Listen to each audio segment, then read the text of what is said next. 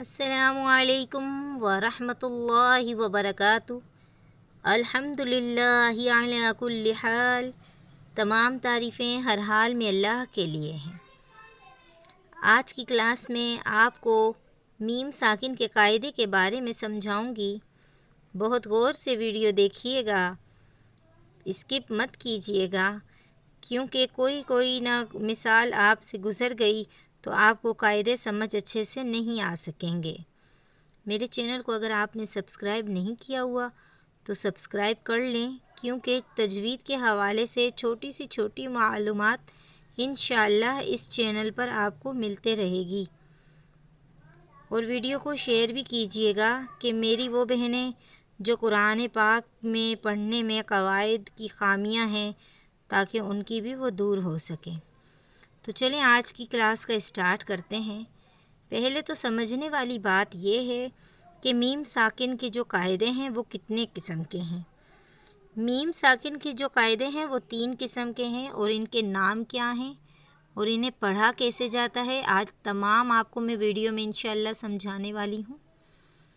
تو بس آپ جس وقت تلاوت کیجئے گا تو ان قواعد کی اچھے سے مشق کیجئے، پڑھنے کا طریقہ دیکھیے، اور جب آپ تلاوت کیجئے تو پھر آپ اس کو اسی انداز میں پڑھیے، کیونکہ اگر ہم اپنے قرآن پاک جس طرح ہمیں سکھایا گیا تجوید سیکھنا ہمیں ضروری ہے، تو اگر ہم اس ادائیگی سے نہیں پڑھتے تو الفاظ کی تبدیل ہونے سے معنی بھی تبدیل ہو جاتے ہیں۔ تو لہٰذا یہ چھوٹی چھوٹی چیزیں نہیں ہیں، یہ قواعد ہیں، ان کو بہت دھیان سے سمجھنے کی بات ہے، ٹھیک ہے؟ تو اب سب سے پہلے تو میں آپ کو میم ساکن کے قاعدے میں میم ساکن کا اظہار کا قاعدہ میں آپ کو بتاؤں گی۔ یہ دیکھیں، جیسے اظہار کا قاعدہ ہے، اسے اظہار شفوی کے نام سے بھی کہا جاتا ہے۔ میم ساکن کا جو قاعدہ ہے اس کا نام تو میم کا اظہار ہے، لیکن اظہار شفوی کے نام سے بھی اس کی پہچان ہے۔ اب دیکھیں، میم ساکن کے بعد با اور میم، یہاں پر یہ واضح لکھا ہوا ہے، میم ساکن کے بعد با اور میم کے علاوہ کوئی اور حرف آئے تو میم ساکن کو ظاہر کر کے بغیر گنہ کے جلدی پڑھیں گے۔ گنہ نہیں کرنا ہے اور جلدی پڑھنا ہے۔ یہ قاعدہ کیا ہے؟ اظہار شفوی، یعنی کہ میم ساکن کا اظہار۔ پہچان سمجھ آ رہی ہے آپ کے؟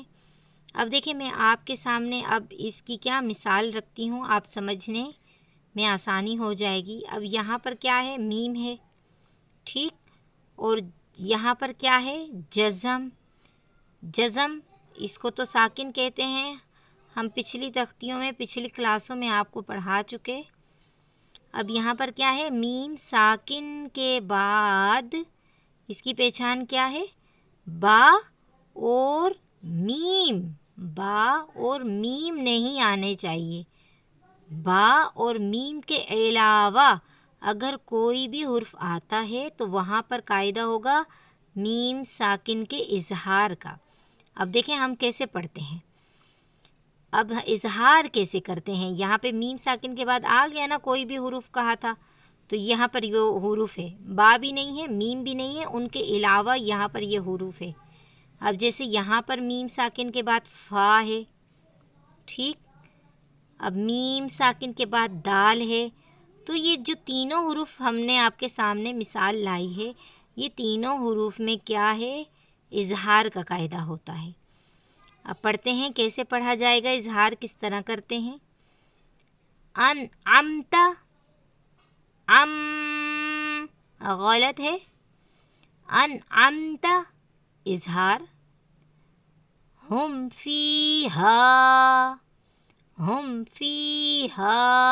اب یہاں پر اگر ہم پڑھتے ہیں ہم فیہا، ہم، نون کی آواز نہیں لانی، اظہار کرنا ہے، ٹھیک۔ لکم دینکم، اب میں نے اگر یہاں پر رک لیا، غنہ کر لیا تو یہ قاعدہ غلط ہے، اس میں کیا ہے، اظہار کر کے پڑھیں گے، پہچان آپ کے سامنے ہے۔ اب کس طرح پڑھ رہے ہیں؟ لکم دینکم، لکم دینکم۔ اب یہ قاعدہ اظہار کا آپ نے اچھے سے سمجھ لیا۔ اب یہ قاعدہ ہے اکفا، میم ساکن کا اکفا، اسے اکفا شفوی بھی کہا جاتا ہے، اکفا شفوی بھی اس کا نام ہے۔ اب آپ دیکھیں یہ جو میم ساکن کے بعد با آئے تو میم ساکن کو غنہ کے ساتھ پڑھیں گے۔ اس کی پہچان کیا ہے؟ میم ساکن کے بعد با کی پہچان ہے، ٹھیک ہے۔ اب کیسے؟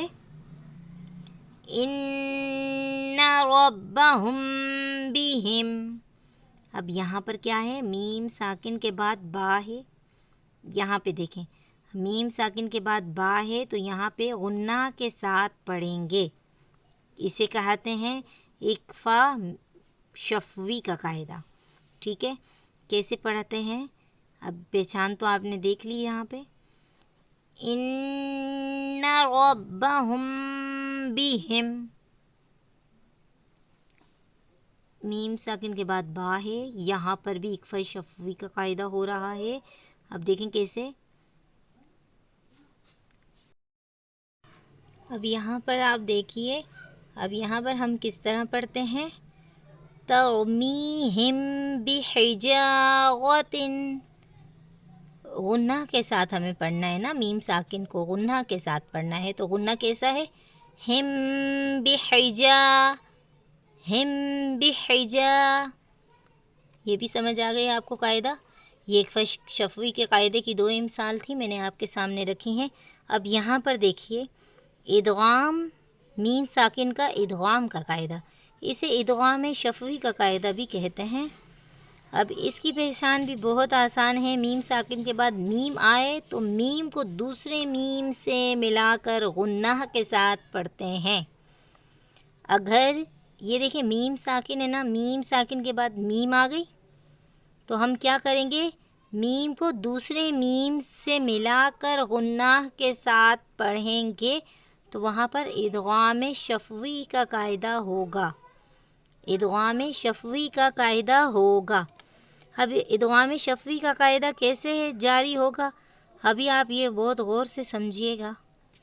اب دیکھیں یہاں پر کیا ہے؟ میم، میم ساکن، جزم ہے، جزم والے حروف کو ساکن کہتے ہیں۔ اب یہ میم ساکن ہے، اب یہ میم موجود ہے، اب اس کو ہم کیسے پڑھیں گے؟ غنہ بولا نا، غنہ کے ساتھ، تو اب کس طرح کیا جائے گا؟ لہم ما یشاؤون، لہم ما، لہم ما، لہم غنہ، لہم ما یشاؤون۔ یہاں پر بھی اسی طرح ہے، میم ساکن کے بعد میم ہے، الیکم مرسلون، کم مرسلون۔ اب میں نے آپ کو میم ساکن کے قاعدے کے 3 جو تھے مثال کے ساتھ سمجھا لیے ہیں، اسی طرح آپ ان کی مشق کیجیے، قرآن پاک میں ڈھونڈیے اور پڑھیے اسی انداز اور طریقے سے، تاکہ آپ کی خامیاں ختم ہو جائیں۔ انشاءاللہ تعالی کل کی ویڈیو میں آپ کو مزید سمجھاؤں گی اور قواعد کے بارے میں۔ جزاک اللہ خیرا۔